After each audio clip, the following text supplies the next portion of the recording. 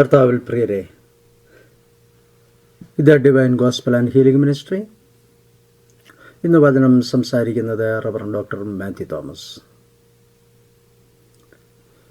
പ്രിയ സഹോദരങ്ങളെ, ഒരു നിമിഷം നമ്മുടെ കണ്ണുകളെ അടച്ച് ദൈവസാന്നിധ്യത്തിൽ നമ്മെ തന്നെ ഒന്ന് സമർപ്പിക്കാം.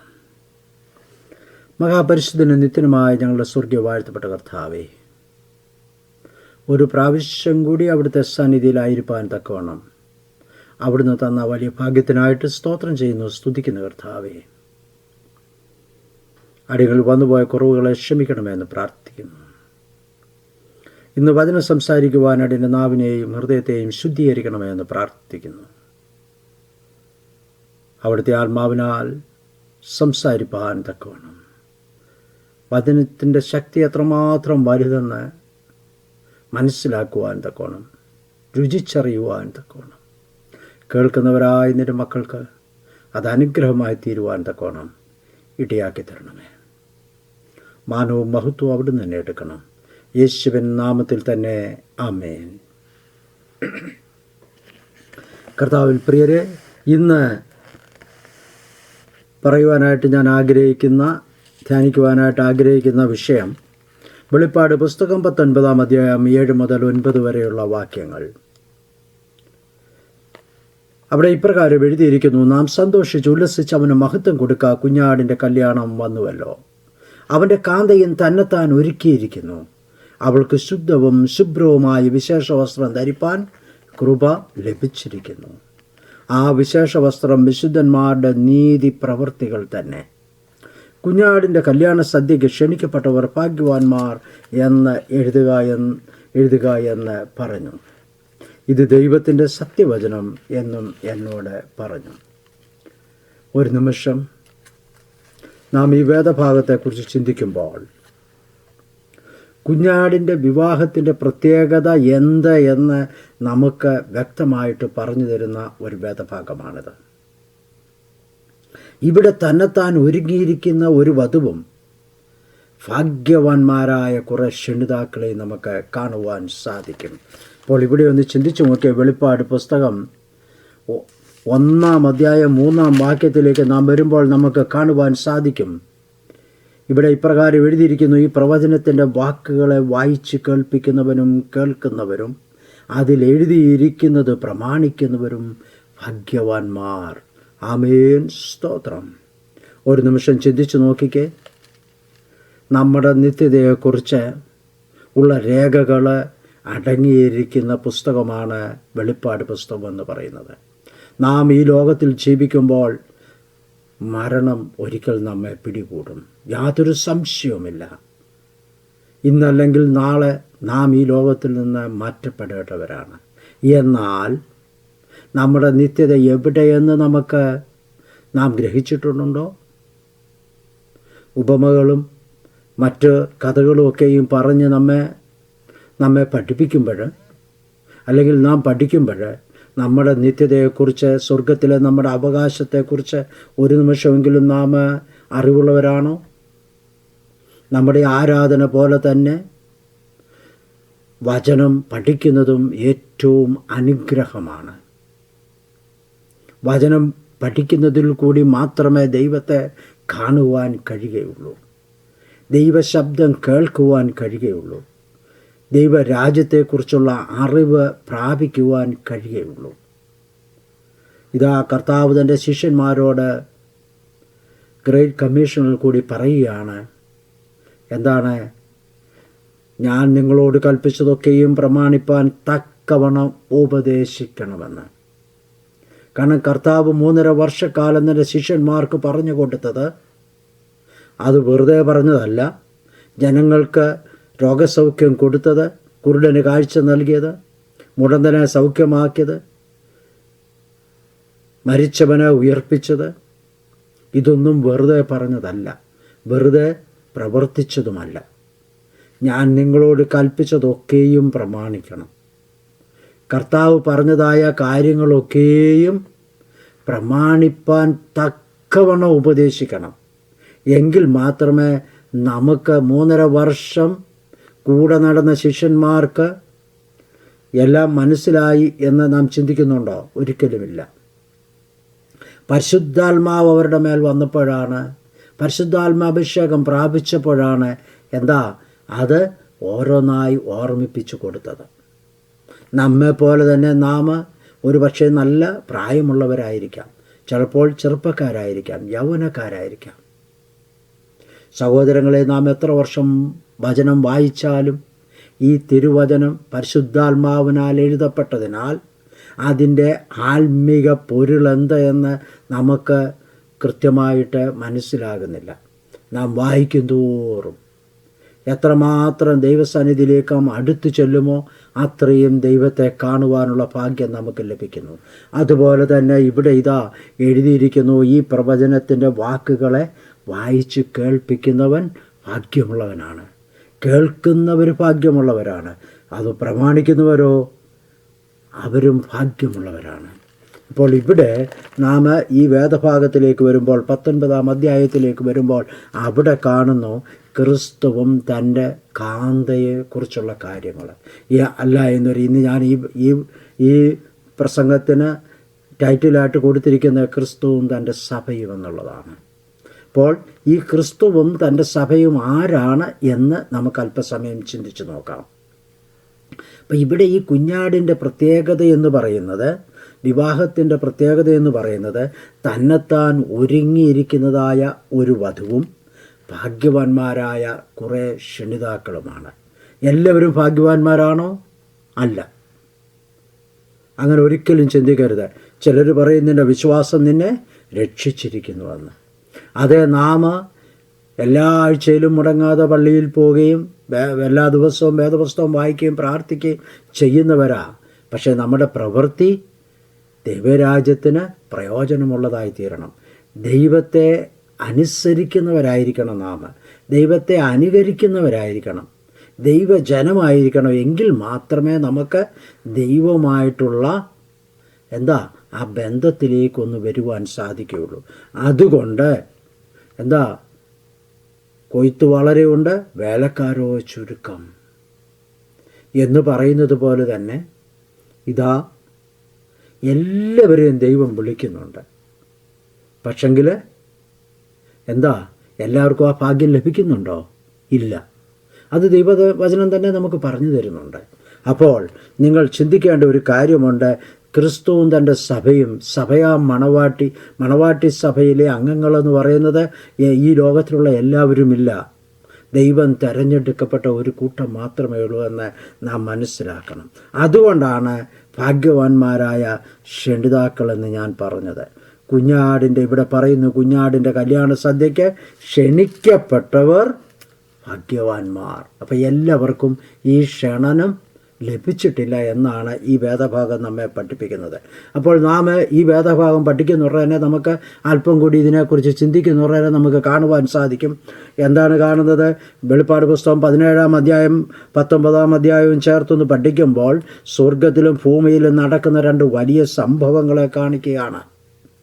ഭൂമിയിൽ എതിർ ക്രിസ്തുവിൻ്റെ അന്തിമ മണിക്കൂറുകൾ എണ്ണുമ്പോൾ ഇവിടെ മറ്റൊരധ്യായത്തിൽ 19-ാം അധ്യായത്തിൽ കൂടി ക്രിസ്തുവിൻ്റെ രാജ്യത്വത്തിൻ്റെ ആരംഭം കുറിക്കുന്നതായി നമുക്ക് കാണുവാൻ സാധിക്കും. ഇപ്പോൾ 18-ാം അധ്യായത്തിലേക്ക് നാം വരുമ്പോൾ നമുക്ക് കാണുവാൻ സാധിക്കും എതിർ ക്രിസ്തുവിൻ്റെ ആസ്ഥാനമായ ബാബിലോണിൻ്റെ ദൈവിക ന്യായവിധിയെക്കുറിച്ച് കാണുവാൻ സാധിക്കുന്നു. കാരണം എന്താണ്? ഈ ന്യായവിധിയിൽ ഭൂമിയിലുള്ള സകലരും പരിഭ്രമിച്ച് വിലാപം കഴിക്കുകയാണ്. എന്നാൽ സ്വർഗത്തിൽ വലിയൊരു മഹാഘോഷത്തിൻ്റെ ആരംഭം കുറിക്കുകയാണ്. വെളിപ്പാട് പുസ്തകം 19-ാം അധ്യായം 5-ാം വാക്യത്തിലേക്ക് വരുമ്പോൾ അവിടെ ഇപ്രകാരം പറയുന്നു, നമ്മുടെ ദൈവത്തിൻ്റെ സകലദാസന്മാരും ഭക്തന്മാരുമായി ചെറിയവരും വലിയവരുമായുള്ളവരെ അവനെ വാഴ്ത്തുവീൻ എന്ന് പറയുന്ന ഒരു ശബ്ദം സിംഹാസനത്തിൽ നിന്ന് പുറപ്പെട്ടു. ആമേൻ, സ്തോത്രം. സഹോദരങ്ങളെ, ഇവിടെ ആരൊക്കെയാണ് ഈ ദൈവസഭയുടെ അംഗങ്ങളായിട്ടുള്ളവരെന്ന് കാണിക്കുന്നത്? ദൈവത്തിൻ്റെ സകല ദാസന്മാർ, ദൈവത്തിൻ്റെ സകല ഭക്തന്മാർ, ദൈവത്തിൻ്റെ സകല ചെറിയവരും ദൈവത്തിൻ്റെ സകല വലിയവരുമായുള്ളവരെ അവനെ വാഴ്ത്തുവീൻ. അപ്പോൾ ഇവിടെ ഒന്ന് ചിന്തിച്ച് നോക്കുക. അവർ പറയുന്നത് എന്താണ്? എന്താണ് പറയുന്നത്? ഹല്ലേലൂയ, സർവശക്തിയുള്ള നമ്മുടെ ദൈവമായ കർത്താവ് രാജത്വമേറ്റിരിക്കുന്നു. ആമേൻ, സ്തോത്രം. കോടാനുകോടി ദൂതന്മാരും സ്വർഗദൂത ഗണങ്ങളും ചേർന്ന് ആഘോഷിക്കുകയാണ്. എന്താണ്? സ്വർഗത്തിലെ ദൈവത്തിൻ്റെ രാജ്യത്വത്തെക്കുറിച്ച്, രാജ്യത്വം ഏൽക്കുന്നതിനെക്കുറിച്ചുള്ളൊരു മഹാ ആഘോഷം നടക്കുന്നു. അവർ വിളിച്ചു പറയുകയാണ് ഹല്ലേലൂയ.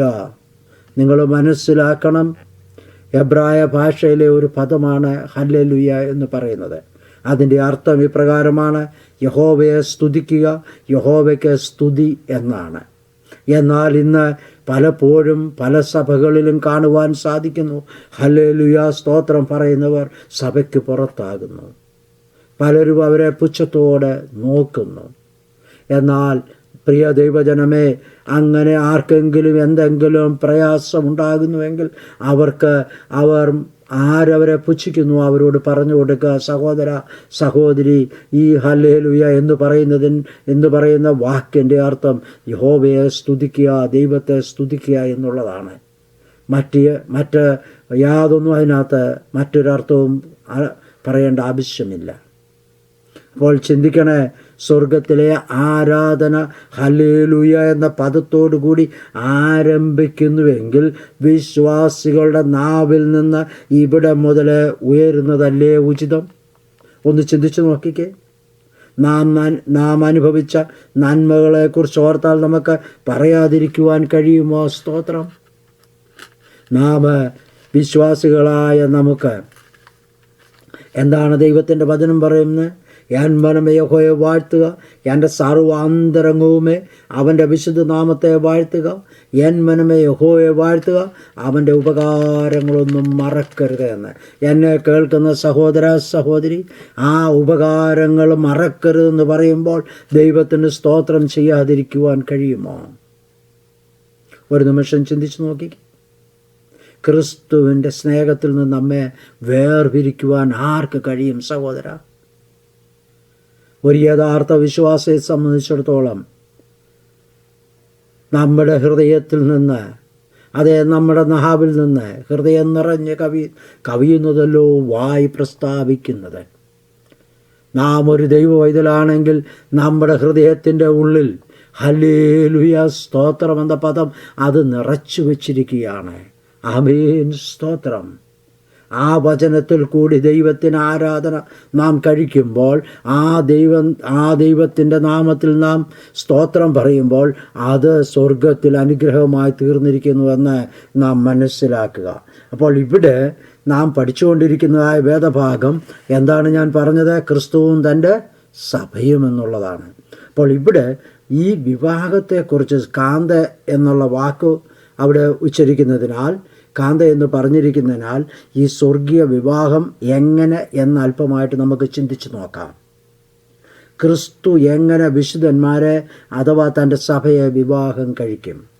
പ്രിയ സഹോദരങ്ങളെ, നാം ഉൽപ്പത്തി പുസ്തകം 2-ാം അധ്യായം 24-ാം വാക്യം പഠിക്കുമ്പോൾ അവിടെ ഇപ്രകാരം എഴുതിയിരിക്കുന്നു: അതുകൊണ്ട് പുരുഷൻ അപ്പനെയും അമ്മയെയും വിട്ടുപിരിഞ്ഞ് ഭാര്യയോട് പറ്റിച്ചേരും, അവർ ഏകദേഹമായി തീരുമെന്ന്. ഇവിടെ വിവാഹത്തിലൂടെ രണ്ടുപേർ ഒന്നായിത്തീരുന്ന അവസ്ഥയെ ആണ് നമുക്ക് കാണിച്ചു തരുന്നത്. അതുപോലെ തന്നെ ഇവിടെ നാം മനസ്സിലാക്കുക, ഒന്നാം മനുഷ്യനായ ആദാം തന്നിൽ തന്നെ അന്തർലീനമായിരുന്ന സ്ത്രീയെ, അല്ലെങ്കിൽ തന്നിൽ നിന്നും സൃഷ്ടിക്കപ്പെട്ട സ്ത്രീയെ വിവാഹം കഴിക്കുമ്പോൾ രണ്ടാം മനുഷ്യനായ ആദാം അഥവാ ക്രിസ്തു എന്താണ്? സ്വന്തം രക്തത്താൽ സമ്പാദിച്ച തൻ്റെ സഭയെ വിവാഹം കഴിക്കുന്നതായി കാണുവാൻ സാധിക്കുന്നു. നാം ഒരു നിമിഷം ചിന്തിച്ചു നോക്കിക്കേ. ഭൂമിയിലെ വിവാഹത്തിൽ കൂടെ ഭാര്യയും ഭർത്താവും ഒരു ദേഹമായി തീരുന്നത് പോലെ ഇതാ സ്വർഗീയ വിവാഹത്തിലൂടെ ഒരു ദേഹമായി തീരുന്ന ഒരവസ്ഥയെ നമുക്ക് കാണുവാൻ സാധിക്കും. എങ്ങനെയെന്ന് നമുക്ക് ചിന്തിച്ചു നോക്കാം. എഫേസ്യ ലേഖനം 5-ാം അധ്യായം 26-27 വാക്യങ്ങൾ നാം പഠിക്കുമ്പോൾ നമുക്കവിടെ കാണുവാൻ സാധിക്കും, അവൻ അവളെ വചനത്തോടുകൂടിയ ജലസ്നാനത്താൽ വെടിപ്പാക്കി വിശുദ്ധീകരിക്കേണ്ടതിന്. ഒന്ന് ചിന്തിച്ചു നോക്കിക്കേ. ഇവിടെ ജലസ്നാനം എന്ന് പറയുന്നത് വചനമാകുന്ന ജീവജലം കൊണ്ടുള്ള സ്നാനമാണ്. വചനമാകുന്ന ജീവജലം കൊണ്ടുള്ള ഒരു ശുദ്ധീകരണത്തെക്കുറിച്ചാണ് ഈ വേദഭാഗം നമ്മെ പഠിപ്പിക്കുന്നത്. അവിടെ പറയുകയാണ് വചനമാകുന്ന ജീവജലം. ഒരു നിമിഷം ചിന്തിച്ചു നോക്കൂ, വചനമാകുന്ന ജീവജലം എന്ന് പറഞ്ഞാൽ എന്താണ്? നാം ദൈവത്തിൻ്റെ വചനം കേൾക്കും തോറും നമ്മുടെ വിശ്വാസം വർദ്ധിക്കുകയാണ്. എങ്ങനെയാണ് തിരുവചനം പറയുന്നു? വിശ്വാസം എങ്ങനെയാണ് ഉണ്ടാകുന്നത്? ദൈവത്തിൻ്റെ അല്ലെ ക്രിസ്തുവിൻ്റെ വചനത്തിലൂടെ. വിശ്വാസം കേൾവിയാലും കേൾവി ക്രിസ്തുവിൻ്റെ വചനത്താലും വരുന്നു. അപ്പോൾ ഒരു വിശ്വാസം നമുക്കുണ്ടാകണമെങ്കിൽ ക്രിസ്തുവിൻ്റെ വചനം കേൾക്കുന്നതിലൂടെയാണ് നമുക്ക് വിശ്വാസം ഉണ്ടാകേണ്ടത്. ഇവിടെ പറയുന്നു, ഈ വേദഭാഗം പറയുന്നു, അവൻ അവളെ വചനത്തോടുകൂടി ജലസ്നാനത്താൽ വെടിപ്പാക്കുന്നുവെന്ന്. അപ്പം ദൈവവചനം നാം എത്രമാത്രം കേൾക്കുന്നുവോ അത്രമാത്രം ശുദ്ധീകരണം നാം പ്രാപിക്കുന്നവരാണ്. നമ്മുടെ പാപത്തെക്കുറിച്ച് നമുക്ക് ബോധം ഉണ്ടാക്കി തരുന്നത് എന്താണ്? ദൈവത്തിൻ്റെ വചനമാണ്. ദൈവത്തെക്കുറിച്ചുള്ള കൂടുതൽ അറിവ് നൽകുന്നത് ദൈവത്തിൻ്റെ വചനത്തിൽ കൂടി മാത്രമാണ്. ദൈവരാജ്യത്തെക്കുറിച്ചുള്ള അറിവ് നമുക്ക് ലഭിക്കുന്നത് എങ്ങനെയാണ്? ദൈവത്തിൻ്റെ വചനത്തിൽ കൂടിയാണ്. നമ്മുടെ നിത്യതയെക്കുറിച്ചുള്ള അറിവ് നമുക്ക് ലഭിക്കുന്നത് എങ്ങനെയാണ്? ദൈവവചനത്തിൽ കൂടിയാണ്. നാം വചനം വായിക്കാതെ ആരുടെയും പ്രസംഗം കേട്ടുകൊണ്ട് അത് മനഃപ്പാഠമാക്കിയാൽ, ഇതേ നമ്മൾ പലരും പറയുന്നത് ഞാനും കേട്ടിട്ടുണ്ട്, എന്താ നിൻ്റെ വിശ്വാസം നിന്നെ രക്ഷിക്കും. നമ്മുടെ പ്രവൃത്തി എന്തുമാകട്ടെ, നമുക്കൊരു വിശ്വാസമുണ്ട്, നാം ഒരു നാൾ സ്വർഗത്തിൽ എത്തുമെന്ന്. നമുക്കറിയാം, ഫ്യൂണറൽ ഹോമിലൊക്കെ ചെല്ലുമ്പോൾ എത്ര വിശുദ്ധനായ മനുഷ്യനായിരുന്നാലും എത്ര പാപിയായ മനുഷ്യനായിരുന്നാലും അവിടെ വിളിച്ചു പറയുന്ന ഒരു കാര്യമുണ്ട്, നമുക്കങ്ങ് സ്വർഗത്തിൽ കാണാമെന്ന്. എൻ്റെ സഹോദരങ്ങളെ, ഒരിക്കലും അത് സംഭവിക്കാൻ പോകുന്ന കാര്യമല്ല. കർത്താവ് പറഞ്ഞു, അവൻ ചെയ്തത് നല്ലതാകിലും തീയതാകിലും തക്ക പ്രതിഫലം കൊടുക്കുവാൻ എൻ്റെ പക്കലുണ്ട് എന്ന്. അപ്പം നമുക്കങ്ങനെ പറയുവാൻ കഴിയുമോ? കണ്ണടച്ച് ഇരുട്ടാക്കുന്ന ഒരു പ്രവർത്തനമാണത്. അതുകൊണ്ട് എനിക്കെന്താണ് പറയുവാനുള്ളതെന്നറിയാമോ? ദൈവവചനത്താൽ നാം ശുദ്ധീകരണം പ്രാപിക്കണം. ദൈവവചനത്തിൽ കൂടി നാം ഒരു കഴുകൽ പ്രാപിക്കണം. അതാണ് തിരുവചനം നമ്മെ പഠിപ്പിക്കുന്നത്. ക്രിസ്തുവിൻ്റെ സഭ, ക്രിസ്തുവിൻ്റെ അംഗം, ക്രിസ്തുവിൻ്റെ കാന്ത എങ്ങനെയായിരിക്കണം? ദൈവവചനത്തിൽ കൂടി കഴുകൽ പ്രാപിച്ചവളായിരിക്കണം. അതുകൊണ്ട് ആ വേദഭാഗം തുടർന്ന് നമ്മളെ പഠിപ്പിക്കുകയാണ്, കറ ചുളുക്കം മുതലായതൊന്നുമില്ലാതെ സഭയെ ശുദ്ധയും നിഷ്കളങ്കയുമായി തനിക്ക് തന്നെ തേജസ്സോടെ മുൻനിർത്തേണ്ടതിന്. അപ്പോൾ ഇവിടെ മനസ്സിലാക്കുക, ദൈവവചനത്തിലൂടെയുള്ള കഴുകൽ നാം പ്രാപിക്കുമ്പോൾ നമ്മളിലുള്ള മാലിന്യങ്ങൾ, പാപപ്രവൃത്തികൾ, കറ ചുളുക്കം എന്നിവ ഇല്ലാതാകുന്നു. ആ കറ ചുളുക്കം എന്നിവ നമ്മുടെ പാപപ്രവൃത്തികൾ നാം ഉപേക്ഷിക്കുമ്പോൾ മാത്രമേ നമുക്ക് അത് ലഭ്യമാകുന്നുള്ളൂ. അങ്ങനെയെങ്കിൽ എന്നെ കേൾക്കുന്ന സഹോദരങ്ങളെ, ഇവിടെ പറയുന്നു, അങ്ങനെ ലഭ്യമാകുന്നവർക്കൊരു പ്രത്യേകതയുണ്ട്. എന്താണ്? അവർ ശുദ്ധയും നിഷ്കളങ്കയുമായിരിക്കുമെന്ന്. അപ്പോൾ ഈ ദൈവത്തിൻ്റെ സന്നിധിയിൽ നമുക്ക് ശുദ്ധയും നിഷ്കളങ്കയുമായ ഒരു വ്യക്തിയാണ് സഭയുടെ അംഗമായിട്ട് ദൈവം ചേർക്കുന്നതെങ്കിൽ, അതുകൊണ്ടാണ് പറയുന്ന തേജസ്സോടെ മുൻനിർത്തേണ്ടതിന്. ഈ പാപപ്രവൃത്തിയിൽ അകപ്പെട്ടവർ, പാപിയായ ഒരു മനുഷ്യൻ 100 വയസ്സായിരുന്നാലും അവൻ ആരാണെന്നാണ് പറയുന്നത്? പാപി തന്നെ എന്നാണ് പറയുന്നത്. അങ്ങനെയെങ്കിൽ ഈ പാപിയായ മനുഷ്യന് ശുദ്ധയും നിഷ്കളങ്കയുമായി തീരുവാൻ കഴിയുമോ? പാപിയായ ഒരു മനുഷ്യന് തേജസ് ലഭിക്കുമോ? സഹോദരങ്ങളെ, നാം വളരെയധികം ചിന്തിക്കേണ്ട ഒരു വിഷയമാണിത്. ചിന്തിക്കുക. കാരണം വചനത്തിലൂടെ നാം ഒരു കഴുകൽ പ്രാപിക്കണം. വ്യാഖ്യാനങ്ങളിൽ കൂടിയല്ല കഴുകൽ പ്രാപിക്കേണ്ടത്. ഞാൻ പലപ്പോഴും പ്രസംഗിക്കുമ്പോൾ ഞാൻ പറയുന്ന ഒരു കാര്യമുണ്ട്, വചനത്തെ വചനം കൊണ്ട് വിവേചിച്ച് പഠിക്കണം സഹോദരങ്ങളെ.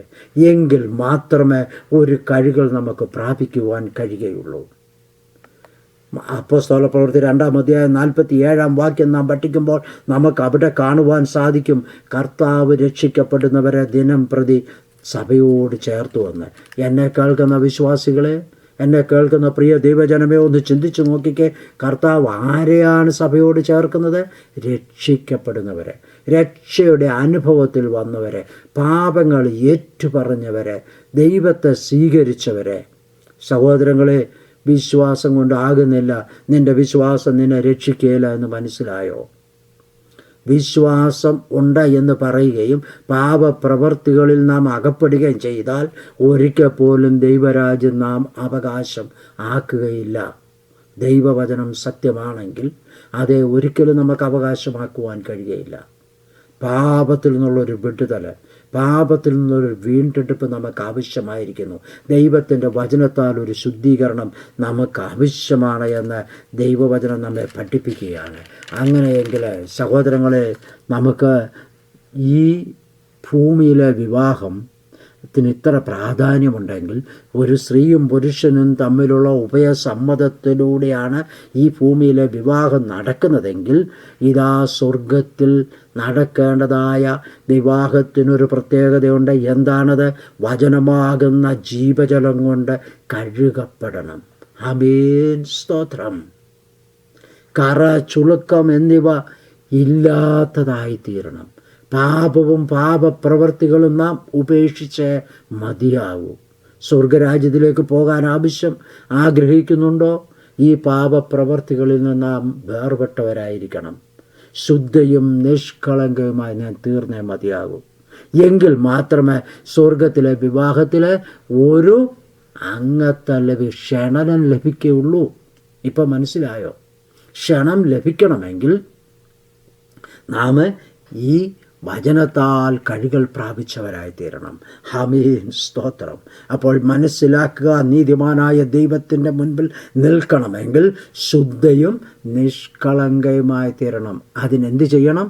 വചനത്താൽ നാം കഴുകൽ പ്രാപിച്ചവരായി തീരണം.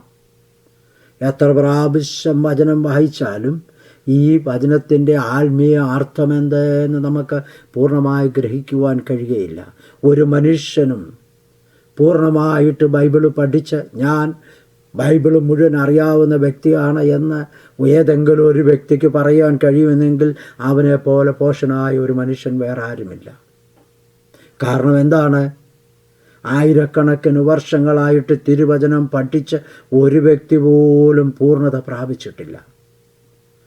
എൻ്റെ ഈ ചെറിയ ജീവിതത്തിൽ 11 വർഷം ബൈബിൾ കോളേജിൽ പഠിച്ചിട്ട് പോലും സഹോദരങ്ങളെ, ഞാൻ ഒന്നുമല്ല എന്ന് വിളിച്ചു പറയുന്ന മനുഷ്യനാണ്. എനിക്കൊന്നും അറിയത്തില്ലേ എന്ന് വിളിച്ചു പറയും. കാരണം നിങ്ങളാണ് എന്നേക്കാൾ കൂടുതൽ അറിവുള്ളവരെന്ന് പറയുന്ന ഒരാളാണ് ഞാൻ.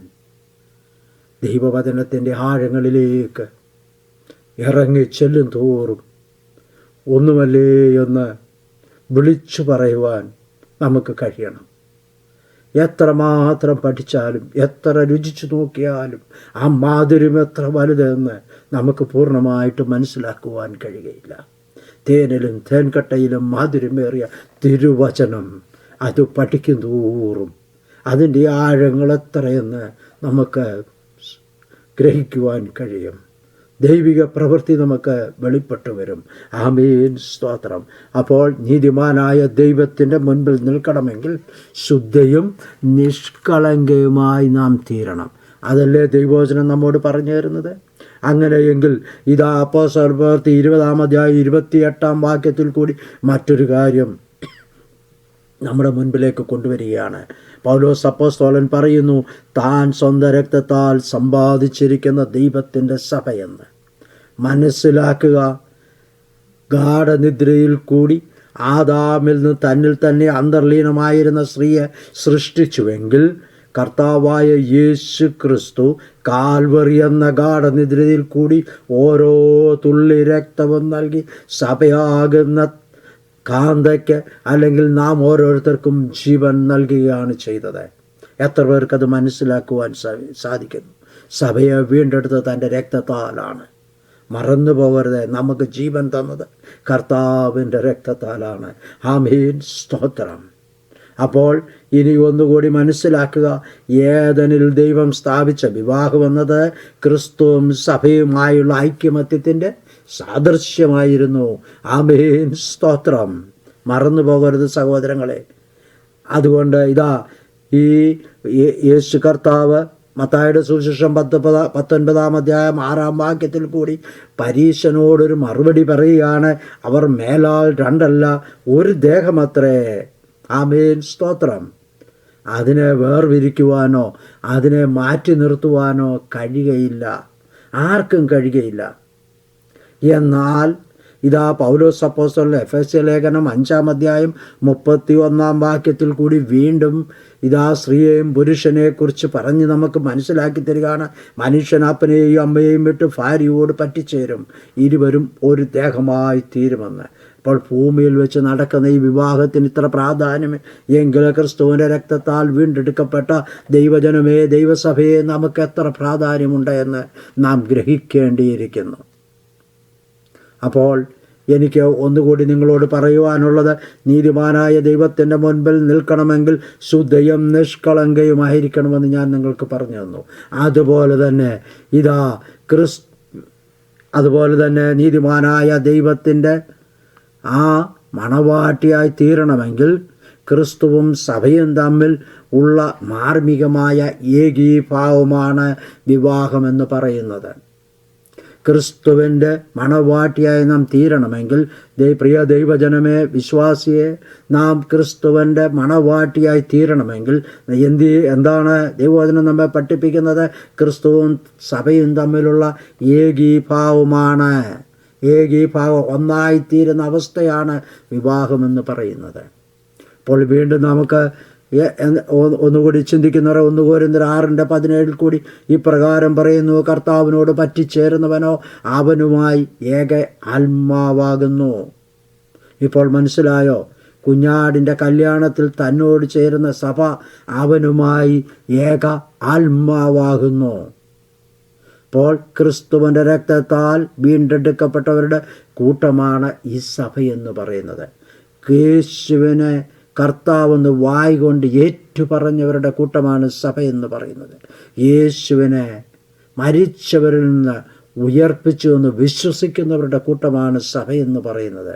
ക്രിസ്തുവാം വചനത്തെ അനുസരിക്കുന്നവരുടെ കൂട്ടമാണ് സഭയെന്ന് പറയുന്നത്.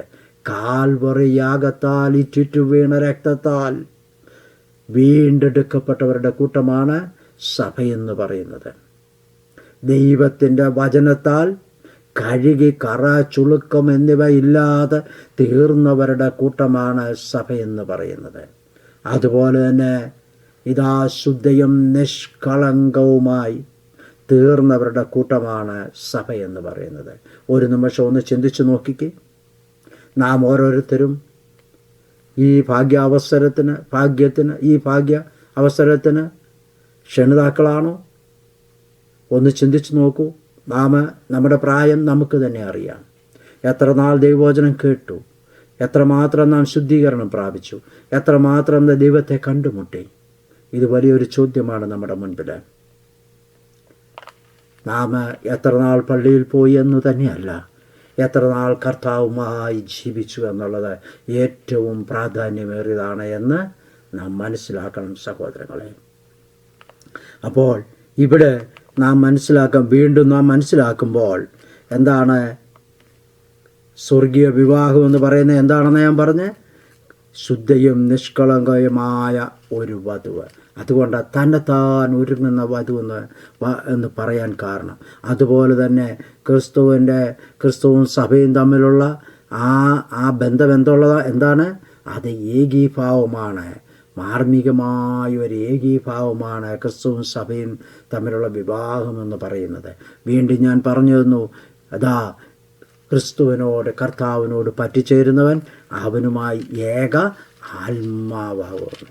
ഇത് നമ്മൾ ഉൽപ്പത്തി പുസ്തകം പഠിക്കുമ്പോൾ നമുക്ക് കാണുവാൻ സാധിക്കും, അവിടെ ഏകമായി തീരുന്നുവെന്ന്. ഇവിടെ 1 കൊരിന്ത്യർ 6:7 നമ്മോട് പറഞ്ഞു തന്നു. 6:17 നമ്മോട് പറഞ്ഞു തന്നു. എന്താ പറഞ്ഞത്? ഏക ആത്മാവാകുന്നുവെന്ന്. പ്രിയ സഹോദരങ്ങളെ, ഒരു നിമിഷം ഒന്ന് ചിന്തിച്ച് നോക്കിക്കേ. നാം ഈ സഭയുടെ അംഗത്വം പ്രാപിച്ചിട്ടുണ്ടോ? വീണ്ടും നാം ഇതിനെക്കുറിച്ച് പഠിക്കുന്നുണ്ട് തന്നെ 1 പത്രോസ് 1:4-5 നാം വരുന്നുണ്ട്. നമുക്ക് പത്രോസ് അപ്പോസ്തലൻ പറയുന്ന കൂടെ ചിന്തിച്ചു നോക്കാം. സ്വർഗത്തിൽ സൂക്ഷിച്ചിരിക്കുന്നതും ക്ഷയം, മാലിന്യം, വാട്ടം എന്നിവ ഇല്ലാത്തതുമായ അവകാശത്തിനായി വീണ്ടും ജനിപ്പിച്ചിരിക്കുന്നുവെന്ന്. അപ്പം വീണ്ടും ജനനം പ്രാപിച്ച ഒരു വ്യക്തിയാണ് ആര്? ഈ സഭയുടെ അംഗത്വം ലഭിക്കുന്നവർ. നാം ഒരു നിമിഷം ചിന്തിച്ചു നോക്കൂ. നാം എത്ര നാൾ പള്ളിയിൽ പോയാലും ആരാധനയ്ക്ക് പങ്കെടുത്താലും നാം ഒരു പുതുജനനം പ്രാപിച്ചവരാണോ? പുതുജനനം നമുക്ക് ലഭിച്ചവരാണോ എന്ന് ചിന്തിക്കേണ്ടിയിരിക്കുന്നു. കാരണം സ്വർഗത്തിൽ എന്താണ്? ക്ഷയമില്ല, മാലിന്യമില്ല, വാട്ടമില്ലാത്തതാണ്. അങ്ങനെയുള്ളവർക്കേ അവിടെ പ്രവേശനമുള്ളൂ. ആ അവകാശത്തിലേക്ക് പ്രവേശിക്കുവാനാണ് നമ്മോട് പറഞ്ഞിരിക്കുന്നത് നമുക്കൊരു പുതിയ ജനനം ആവശ്യമാണ് എന്ന്. ഈ ക്ഷയം, വാട്ടം, മാലിന്യം എന്ന് പറയുന്നത് എന്താണ്? അത് മാറ്റമില്ലാത്ത സമ്പത്താണ്. ഇത് ഈ ഭൂമിയിലെ ക്ഷയവും വാട്ടവും മാലിന്യവും എന്നൊക്കെ പറയുന്നത് എന്താണ്? അത് ഭൗതികമായ സമ്പത്താണ്. എന്നാൽ ആത്മീകമായ സമ്പത്ത് എന്താണ്? അതില്ലാത്തതാണ് എന്ന് പറയുന്നത്. ക്ഷയമില്ല, വാട്ടമില്ല, മാലിന്യമില്ല എന്ന്. കാരണം ക്ഷയമില്ലാത്തതെന്ന് പറയുമ്പോൾ മരണത്തിൽ നിന്ന്, ദ്രവത്വത്തിൽ നിന്ന് വിടുതൽ പ്രാപിച്ച് അദ്രവത്വത്തിലേക്ക് പ്രവേശിച്ചവരുടെ കൂട്ടമാണ് ഈ ക്ഷയമില്ലാത്തവർ എന്ന് പറയുന്നത്. അതുപോലെ വാട്ടമില്ലാത്തതെന്ന് പറയുമ്പോൾ എന്താണ്? നാം സങ്കീർത്തനം വായിക്കുമ്പോൾ, 1-ാം സങ്കീർത്തനം വായിക്കുമ്പോൾ അവിടെ കാണുവാൻ സാധിക്കും, നീതിമാൻ എങ്ങനെയുള്ളവരാണ്? അവർ ആറ്റരിയത്ത് നട്ടിരിക്കുന്നതും തക്കകാലത്ത് ഫലം കായ്ക്കുന്നതും ഇല വാടാത്തതുമായ വൃക്ഷം പോലെ ആയിത്തീരുമെന്ന്. അല്പം പോലും വാട്ടമില്ലാത്തവർ, ഏത് കാലത്തും ഫലം പുറപ്പെടുവിക്കുവാൻ തക്കവണ്ണം തയ്യാറായി നിൽക്കുന്നവർ.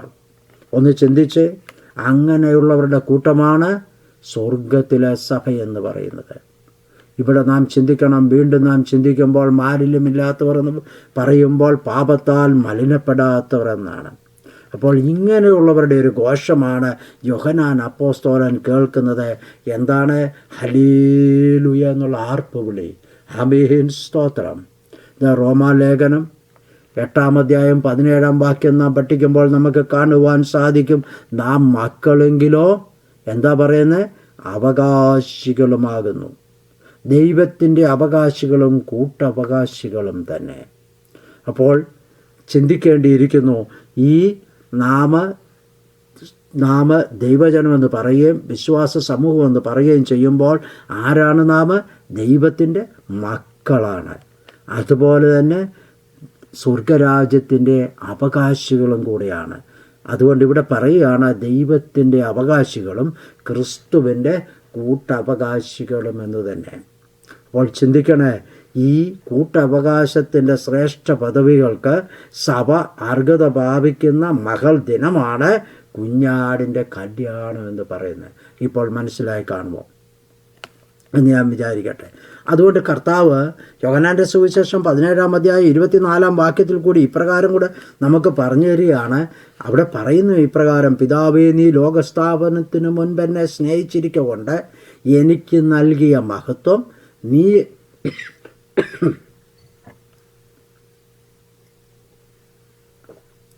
എനിക്ക് തന്നിട്ടുള്ളവർ കാണേണ്ടതിന് ഞാൻ ഇരിക്കുന്ന ഇടത്ത് അവരും എന്നോടുകൂടെ ഇരിക്കണമെന്ന് ഞാൻ ഇച്ഛിക്കുന്നു.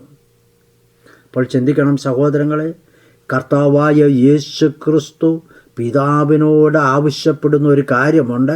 നീ എനിക്ക് തന്നിട്ടുള്ളവർ കാണേണ്ടതിന്. എന്താണ്? പിതാവിൻ്റെ സ്നേഹം.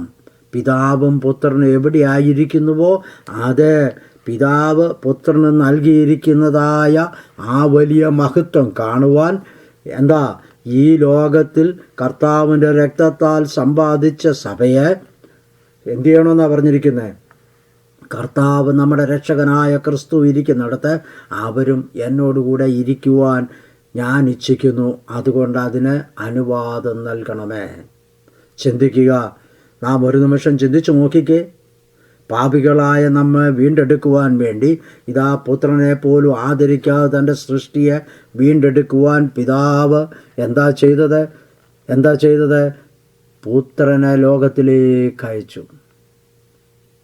ദൈവം സ്നേഹമാകുന്നു. അതുകൊണ്ടാണ് പറഞ്ഞ് തന്നെ സ്നേഹിക്കുന്നവർക്ക് താൻ ഒരുക്കിയിരിക്കുന്നത് ഒരു കണ്ണ് കണ്ടിട്ടില്ല, ഒരു ചെവി കേട്ടിട്ടില്ല, പിന്നെ ഒരു മനുഷ്യൻ്റെയും ഹൃദയത്തിൽ തോന്നിയിട്ട് പോലുമില്ല. അത്രമാത്രം നമ്മെ സ്നേഹിക്കുകയും നമ്മെ ആദരിക്കുകയും നമ്മെ ബഹുമാനിക്കുകയും ചെയ്യുന്ന ഒരു സൃഷ്ടിതാവാണ് സഹോദരങ്ങളെ നമുക്കുള്ളത് എന്ന് നാം മനസ്സിലാക്കണം.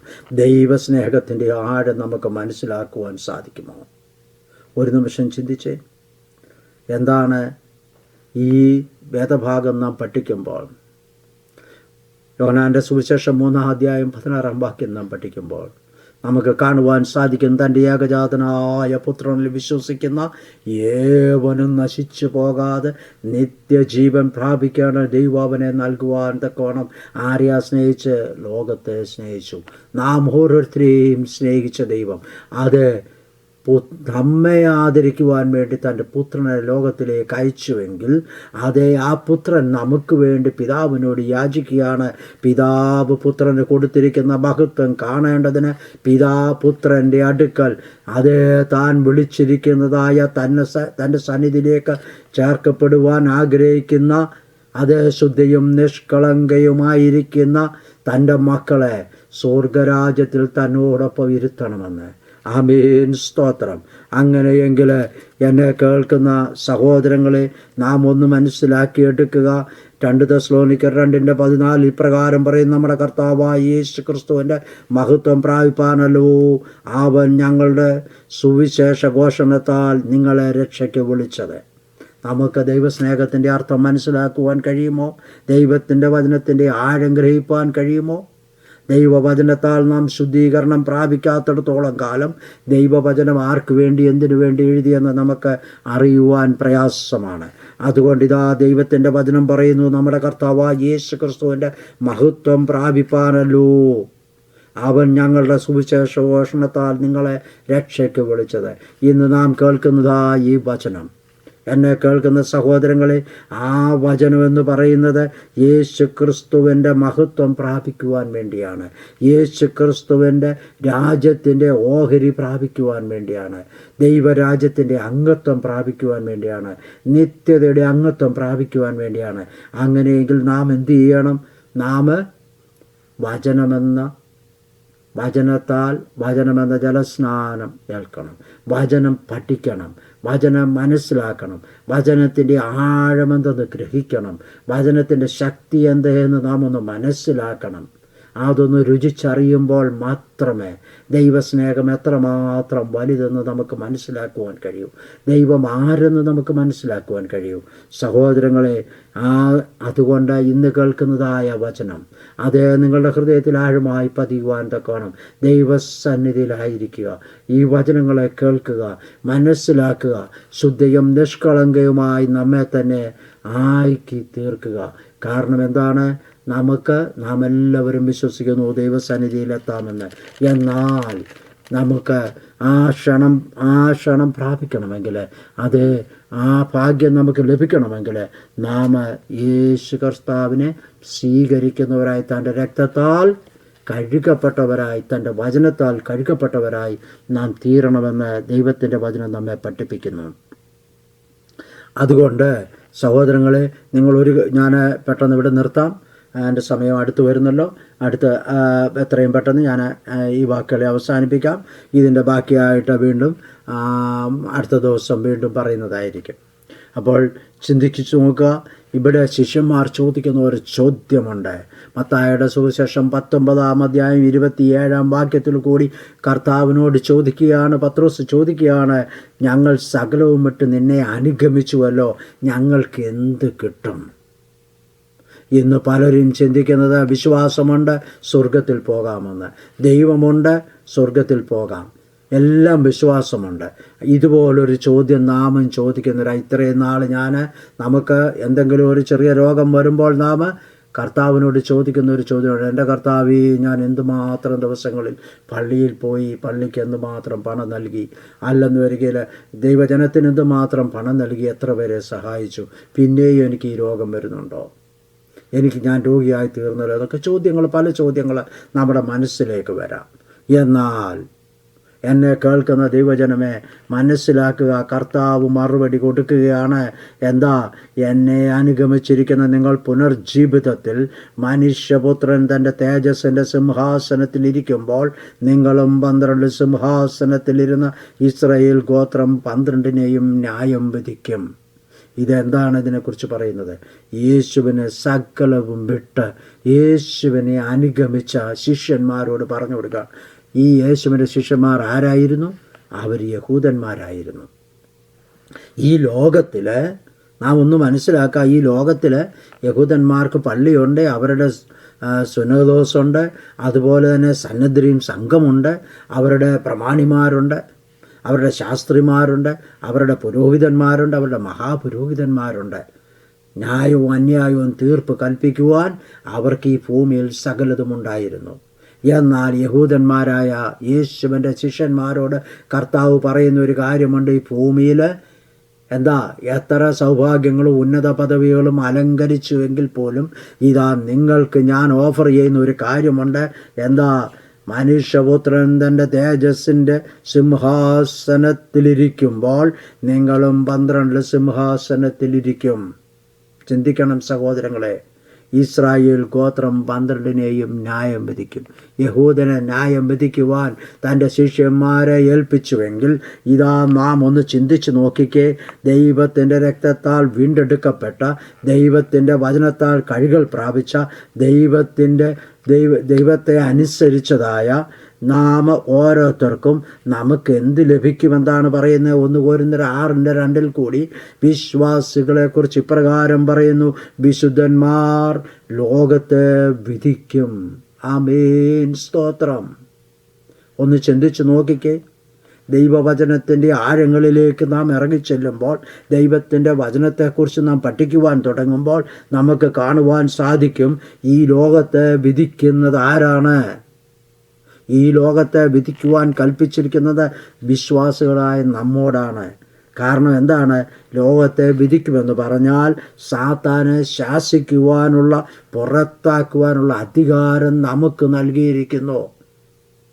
വിശ്വാസത്തോടു കൂടിയ പ്രാർത്ഥന ദീനക്കാരനെ രക്ഷിക്കുമെന്ന് ദൈവത്തിൻ്റെ വചനം പറയുമ്പോൾ അനേകർ ചോദിക്കും, ഒരിക്കൽ എന്നോട് ഇതാ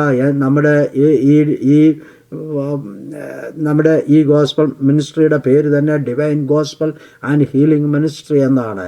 ഒരിക്കൽ ഒരു ദൈവദാസൻ എന്നോട് ചോദിച്ചു, ദൈവം ആയുസ് കൊടുത്തിട്ടുണ്ട്, ആ ആയുസ് തീരുന്നതിന് ചിലപ്പോൾ രോഗാവസ്ഥയിലായിരിക്കാം, ചിലപ്പോൾ മറ്റ് പ്രയാസഘട്ടങ്ങളിലായിരിക്കാം, ആപത്തുകളിലായിരിക്കാം. ആപത്തിൽപ്പെട്ടവർക്ക് വേണ്ടി പ്രാർത്ഥിക്കേണ്ട ആവശ്യമുണ്ടോ?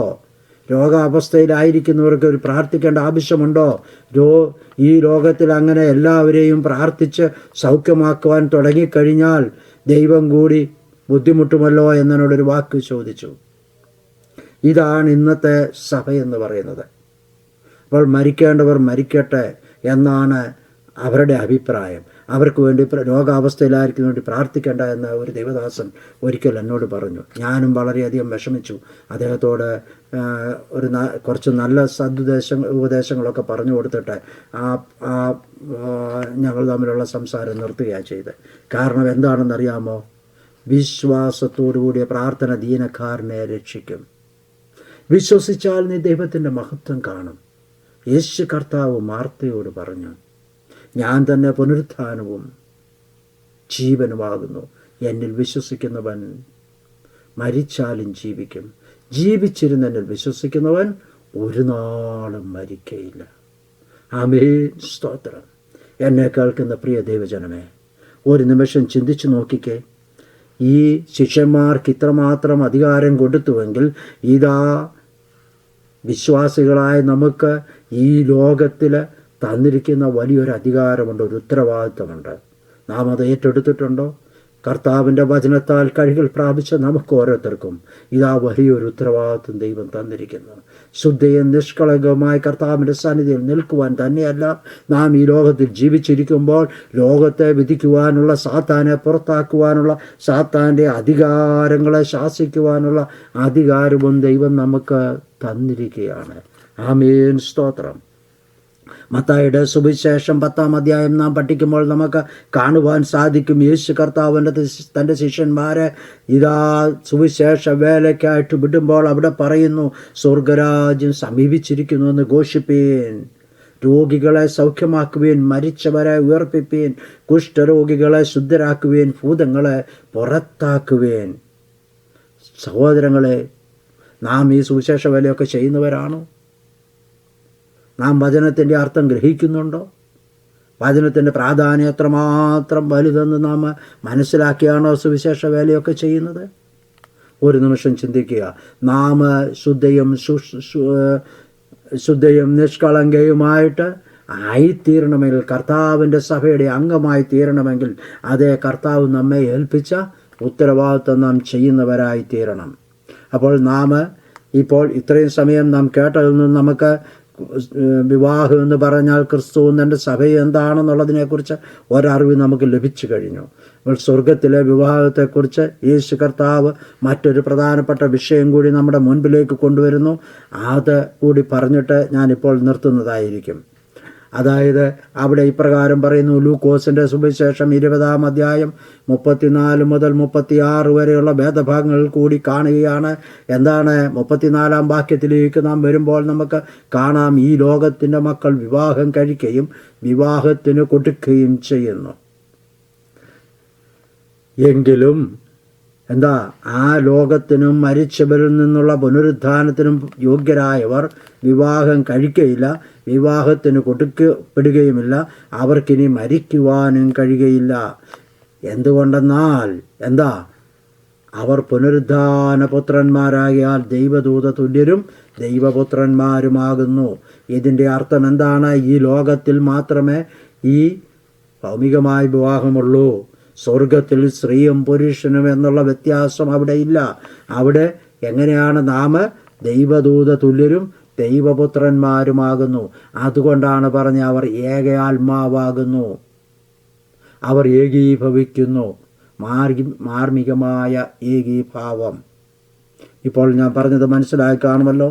അതുകൊണ്ട് വിശുദ്ധന്മാർ പുനരുദ്ധാനം പ്രാപിച്ച് സ്വർഗത്തിലേക്ക് എടുക്കുമ്പോൾ അവിടെ വിവാഹം എന്ന് പറയുന്നത് സ്ത്രീയും പുരുഷനും തമ്മിലുള്ള ബന്ധമല്ല, പിന്നെയോ കർത്താവിനോട് ചേർക്കപ്പെടുകയും ഏകീഭവിക്കുകയും അവകാശം പ്രാപിക്കുകയും ചെയ്യുന്നതിനെയാണ് വിവാഹമെന്ന് പറയുന്നത്. അതുകൊണ്ട് എന്നെ കേൾക്കുന്ന സഹോദരങ്ങളെ, ഈ സ്വർഗത്തിൽ സ്ത്രീയെന്നോ പുരുഷനോ വ്യത്യാസമില്ലാതെ എല്ലാവരും ആരാണ്? ദൈവപുത്രന്മാരാണ്. അപ്പോൾ സ്വർഗത്തിലെ വിവാഹത്തെക്കുറിച്ച് അല്പം നാം കേട്ട് കഴിഞ്ഞു. അടുത്ത ദിവസങ്ങളിൽ ഇതിൻ്റെ തുടർച്ചയായിട്ടുള്ള വേദഭാഗങ്ങൾ നമുക്ക് കേൾക്കുവാൻ കഴിയും.